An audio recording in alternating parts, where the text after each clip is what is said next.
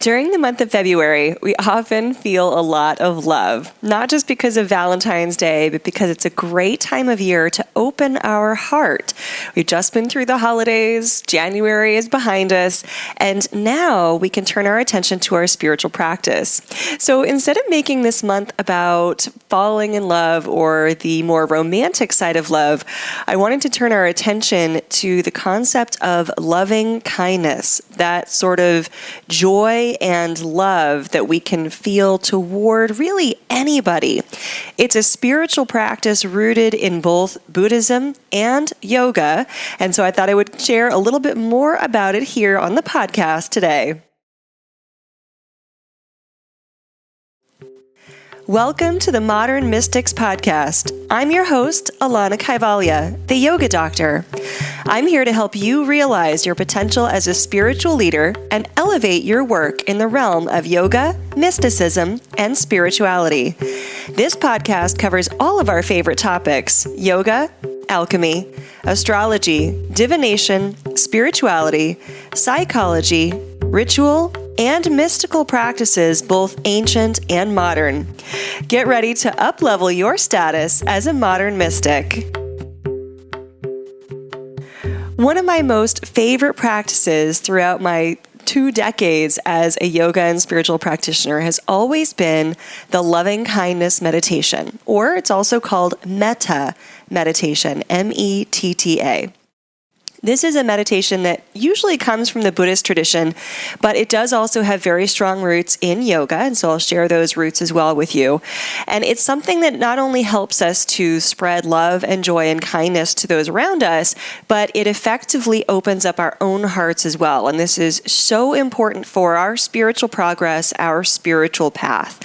One of the Buddha is so quotable, but one of my most favorite quotes of the Buddha is that when we hold grudges or when we judge others, it's like drinking poison and hoping that other person will die.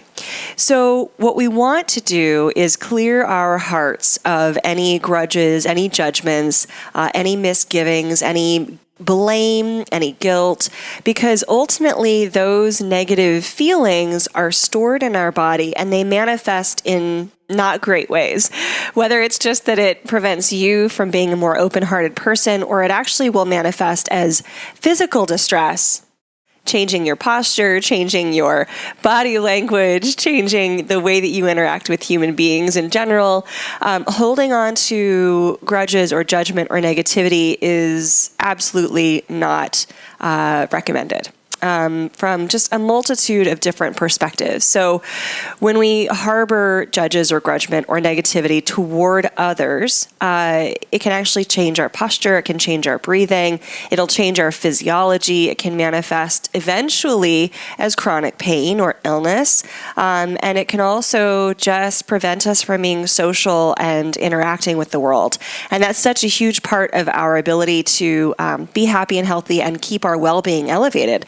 I hope I'm preaching to the choir here, and I don't have to sell you on the negative effects of harboring judgment, right? One of our fundamental, foundational precepts in yoga practice is actually not to judge. We are not here to judge. We are here to love.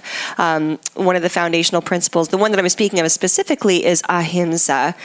This is sort of a very pop term in yoga circles, but ahimsa is the very first piece of the very first limb of our 8-limbed path in yoga. So in yoga, we have a foundational text called the Yoga Sutra, and it was written by a person named Patanjali. And this outlines all of our most important elements of yoga practice and yoga philosophy. One of them being the 8-limbed path of yoga, which,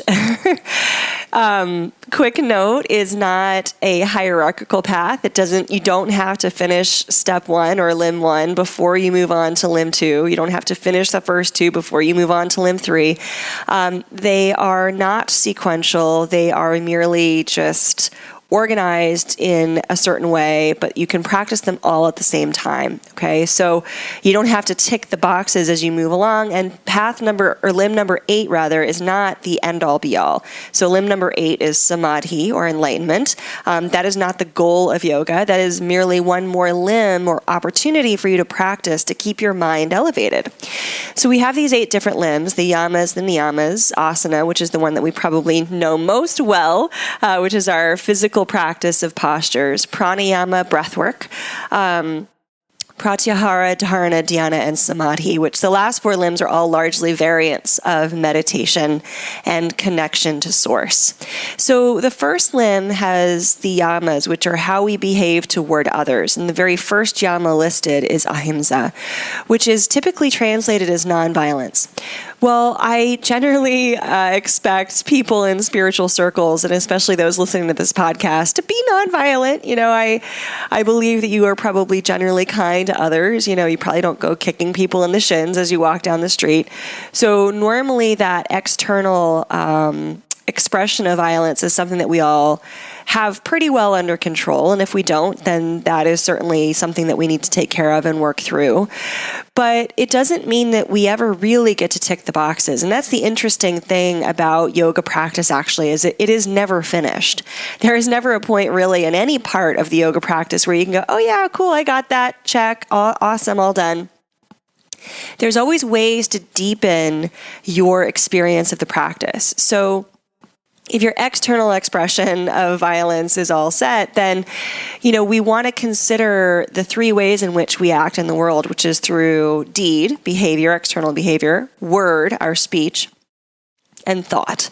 Thought is the most challenging to work on because it requires a pretty advanced level of self-inquiry. And it will always, of course, require shadow work, meaning it will require us to look at parts of ourselves that we probably don't usually want to look at, parts of ourselves that we want to ignore.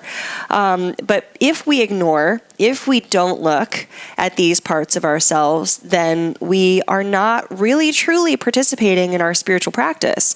We're actually participating in something called spiritual bypassing, which means we're using spirituality as a cloak to cover over all of these deeper hidden things that we actually really need to work on. So I'm here to encourage you to forego spiritual bypassing in favor of doing the work that will actually transform from the inside out. And today I was hoping to go through this metta concept in order for us to do that. So the parallel here with the yoga practice, because the Buddhist word is metta, and that's Pali, that's the language of Pali. And in yoga, we originate, all of our texts come from the language of Sanskrit. In Sanskrit, the word is Maitri. So we find this word in Yoga Sutra 1.33. which tells us essentially the keys to keeping our mind state elevated. So Patanjali continuously points us back to our state of mind. And in fact, in the very first 2 Yoga Sutras, he tells us that yoga is available all around us everywhere. And the key to yoga is actually creating a connected psycho-spiritual state of mind, that yoga is a relaxed and free state of mind.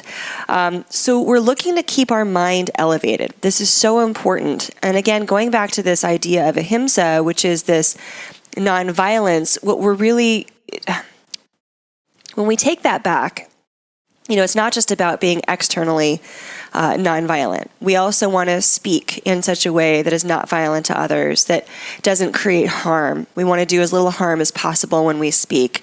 That's paralleled in the second yama, or the second directive, which is to speak truthfully, to speak as kindly and truthfully as you can, to point people to a higher truth, not just your truth, but to a higher truth.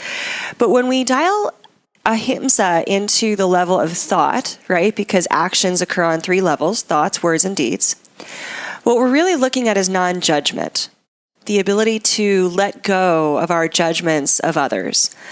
Even when we harbor a judgment in thought, if we never speak it, if we never act on it, there's still harm in that thought. It's going to color the way that we behave. It's going to color our ability to open our hearts to others. But most importantly, as that quote that I started out with from the Buddha, when we harbor judgment, it's like drinking poison and hoping that the other person will die. It harms us. So we want to release judgment of others. This is so important. It's in fact, the very first piece that Patanjali gives us as a directive in these 8 limbs. And again, those aren't sequential and they're not hierarchical. You don't have to tick the box, and you'll never tick the box really, but you don't have to do the first limb before you move through all 8. In fact, all 8 limbs, all 8 practices listed, they are designed to help you keep an elevated state of mind. Now, why is this so important? And actually, let me share with you the Sanskrit for the elevated state of mind, which is chitta prasadanam. And so chitta is your mind stuff, and prasad is something that is blessed. And usually, it's really cute actually. Prasad is usually a word that is used for sweets, like candy, that is blessed in rituals in the practice of Hinduism, where they offer something to the gods, like a little sweet, and the gods are so kind and they're so grateful that you've given them this offering, so they bless this sweet and they give it back to you. So at the end of the ritual, you can actually eat the sweets, but now they're not just sweets, they're elevated sweets. They're blessed sweets, and they're called prasad. So if we think of this in terms of our mind, then our mind is something that we essentially donate to the source. We donate it to something higher in the hopes that it is blessed as it comes back to us and that it is slightly elevated. So that just means that all of our efforts, when we're able to dedicate our efforts to something bigger, to something higher than ourselves, when we're able to focus our efforts through the lens of the source, through our highest ideals, our highest motivations, in astrology, through the power of our ascendant, in psychology, through our supraconsciousness, when we're able to align with those higher things, then our mind does elevate. We have an elevated state of mind. And I know that you've all experienced this. Everyone listening to this podcast has had an elevated mind state at some point. It's usually for most of us when things are going great and there's no problems really, and we feel good about ourselves and others in the world around us, and that's all well and good, but what we don't want is for that elevated state of mind, that chitta prasadanam, to be subject to external forces. So we don't want to wait for conditions to, quote, be perfect, because they really never will be. We want to actually have the agency to manifest that elevated state of mind as much as possible.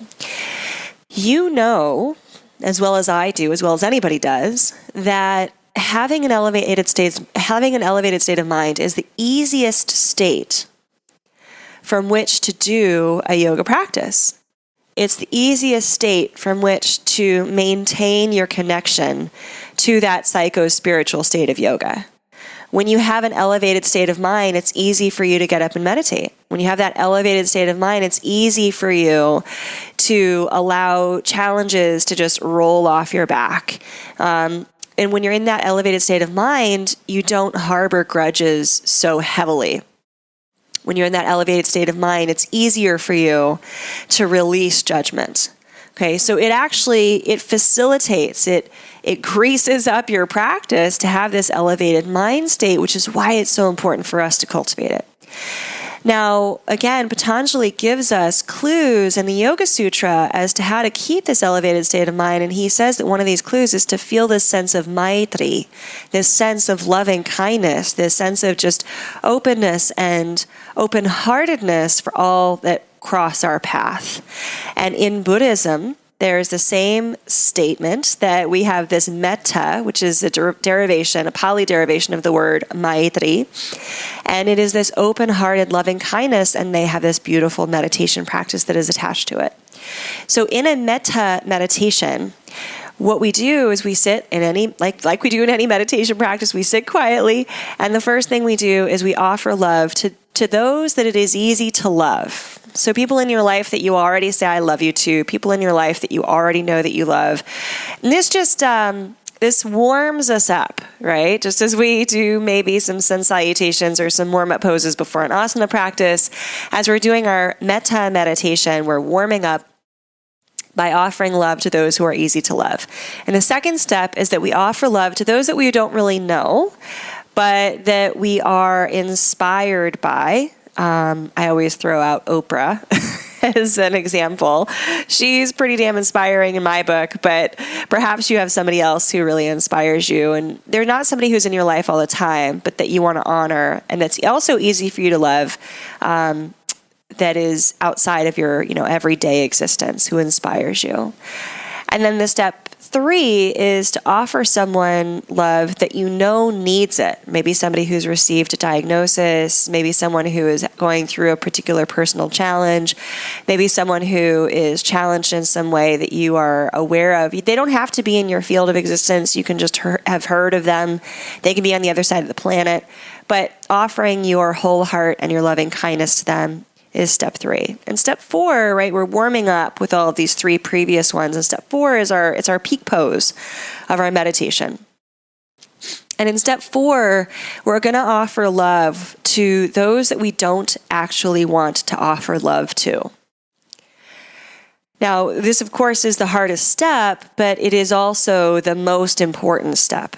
This is where the rubber meets the road, so to speak, where you really get to try on your practice, your ability to keep your heart open, because it's one thing to keep your heart open when it's easy, when you're around people who you genuinely care for. It's a whole other thing to keep your heart open for those that you actually care less for or don't care for at all, or harbor judgment against. So remember, we as yogis, we are not here to judge. We are here to love. This is our work. This is one of the true core principles of our practice. This is one of the most foundational things that we can do, is to release judgment. And one of the things that allows us to do that is to find the capacity of our hearts not only to love, but to forgive. And my very favorite definition of forgiveness is releasing the hope that things could have been any different. Now, I know that when I first heard that definition, it hit me really hard, right? Because there were things in my life that I desperately wanted different. I wanted them to have had a completely different outcome. I wish that they didn't go the way that they would have. And it was very difficult for me to let go of wanting things to have been different. And so I understand if you listening now also have that difficulty. I do. But after some inquiry, after living with this definition for a while, what I realized that definition points to one very fundamental truth, is that we can't argue with reality. And that every time we argue with reality, we suffer. So when we want things to be different than they are, we suffer. And generally, when we harbor judgment, it is against someone who's done something to us. And it's usually something in the past, right? We generally don't harbor judgment to people in the future. It's in the past. If it's in the past, it's already happened. It's already done. It's already reality as it is. And as we argue against it, we become toxified by that argument. It hurts us. So this power of forgiveness, it really, honestly, it's not for the other person. It's for you to be able to release yourself from the toxicity of judgment, which is terribly toxic. It's not going to live well in your body. And everything that we experience does live in our body. I think the quippy phrase they use these days is our issues are in our tissues. So the best thing that we can do to or for or with or because of those who have caused us harm in the past is actually to release our judgment in order to set ourselves free, to live more free lives, to live more open-hearted lives.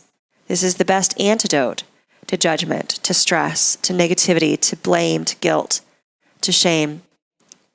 And so this practice of metta meditation is one very practical way to do this, to, in the quiet of your own home, where you have nothing to fear, to warm up with the first 3, right? The first one, you offer love to someone that you genuinely love. The second one is you offer love to someone who inspires you. The third, you offer love to someone who needs it desperately right now. And the fourth, you offer love to someone that you don't want to offer it to. Now, I have a really sweet story to share about this. Many years ago, I used to be a school teacher in a private school for gifted children. And I just did it for 1 year, but I loved it. And I was teaching yoga already at that time, so I set up some yoga classes with these children. And they got really good, actually. They got really good really fast. But one of the things that they really loved doing was meditating. And so every time I would go, they would ask me for meditation. And this metta meditation was their most favorite. So they would often request it. And one week I had a little girl come up to me after our metta meditation, and she said, I wanted to tell you something. And I said, what? And she said, last week when I did this, I offered love to my best friend because, she's my best friend. And, but we got in a fight. And so this week, she was the person that I offered love to that I didn't want to offer love to because I'm so angry at her, and I was so angry because of our fight. So she, was the fourth person in this scenario in the meditation practice. And she said, and I saw her after our class in the hallway, and she smiled at me. And it's just, honestly, it both broke and opened my heart hearing her say this, because in her young life, she realized the power of changing her own mind, changing her own physiology around this, moving past her blame of her friend in order to open her heart, even when she didn't want to. And the result was that her friend felt that subtle shift and offered her a smile, and it was beautiful. It was a beautiful lesson for her to receive. It was also a beautiful thing for me to witness at that early stage in my career. Now, let's talk about the quality of, in Sanskrit, Maitri, and in Pali, Buddhism, metta. It's not romantic love, okay? I probably should have said this at the beginning of the podcast, but it's not romantic love, right? It's very complicated because in English, we have exactly one word for love. And that one word is supposed to cover all of the bases that we feel that are loving emotions. So we say, I love you. We say, I love chocolate. We say, I love to fly. I love my parents. I love my children. Those are all very different qualities of love. They really are. Sanskrit is great. It's got 54 different words for love, I was once told. Sounds about right. Because there are so many different ways in which we feel love. So the type of love that is embodied in Maitri or Metta, again, same exact principle, just two different languages expressing it, is this love that we have that we can feel or give to anybody, right? Regardless of how we feel about them. We might hate that person genuinely and for perhaps even good reason. But even with that hate, we can still offer compassion and loving kindness to them. What this does is it allows us to see through the hate. It allows us to see through the judgment a bit, to see what that other person may actually feel. There's a lovely quote from the Bhagavad Gita, another yogic text, which says that basically we shouldn't judge anybody because we have no idea what kind of battles they are fighting. We have no idea what has prompted them to be hateful or angry toward you or, not a good person in their own way from our perspective. We have no idea. There's a lot of things going on within that person that we are not privy to. And to have Maitri or Metta, compassion, loving kindness for them, it allows us a window to perhaps start to gain some insight as to what might be going on into this person. And that is the road, the path to healing. And again, you may never heal them. This is not about them. They will likely never change. What will heal is your judgment and your perception of them. And that's who I most care about, is you. You, my listener, here on this podcast.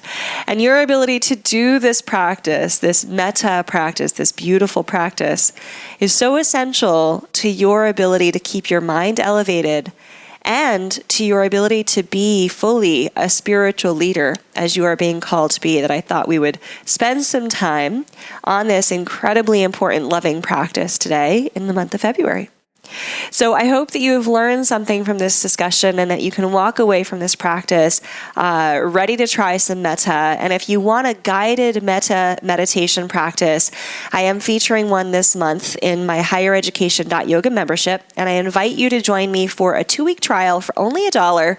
Go to highereducation.yoga/trial to access the membership and get your metta guided meditation practice this month. We'll be talking more about this. We've got more metta in the discussion. We're actually talking about loving kindness and self-love all month long, so I hope that you'll join the discussion.